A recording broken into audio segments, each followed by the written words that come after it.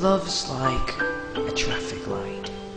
There are three colors which becomes a guide for us to know when to stop, to let go, and to take action. Loving someone so much doesn't always mean they're the right one for us. Hindi laging may happy ending kapag nagmahal ka, because true love never ends.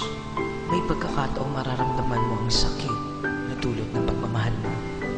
Masakit isipin may mga taong hindi kaya magpahalaga sa mga taong nagmamahal sa kanila. It is better to accept the fact that you are not appreciated than to insist yourself to someone who never really see your worth.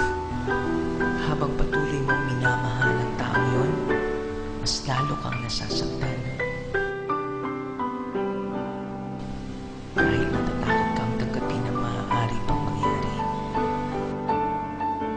na ang taong buong puso mong minahal ay bulag sa pagmamahal mo. Hindi porket mahal mo ang taong yun, siya na talaga ang para sa'yo. Natatakot kang mawala ang taong pinakamamahal mo. Pero, siya ba? Takot din mawala ka.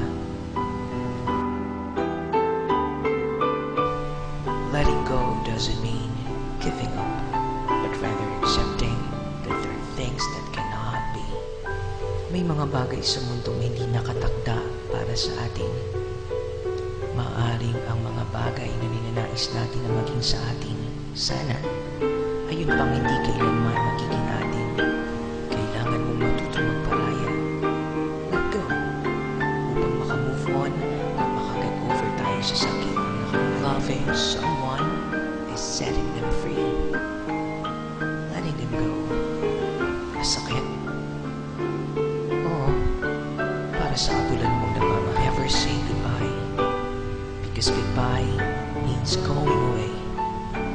And going away means forgetting. To let go is not to deny, but to accept. The hardest thing to do is letting go, not because you want to, but because you have to. May mga taong darating sa buhay natin na siyang muling magbabangon sa atin sa kabila ng pait ng nakalipas. Huwag nating sarado ang puso natin dahil sa tayo nagparaya, nagmahal, o nasaktan.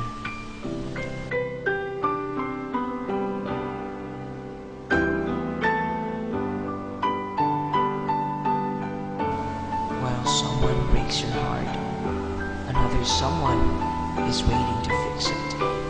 Proceed with caution, careful for thought to avoid danger or harm.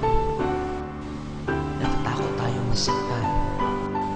Natatakot tayong harapin ang pwedeng mangyari. Natatakot tayo mahal muli. Kaya nga nauso ang salitang courage. Yan ang kailangan natin to take action. Kung ang traffic light ay may yellow light para sa caution sign, sa love, ganun din. Kung alam lang natin masasaktan lang tayo at hindi maaaring kumapil, huwag na nating pahirapan paano gusto mo ang sarili natin. Kung ba sa elevator, kung alam na nating siksikan na, huwag na tayong magsumiksik pa. May hagdan naman, ayaw lang natin pansinin.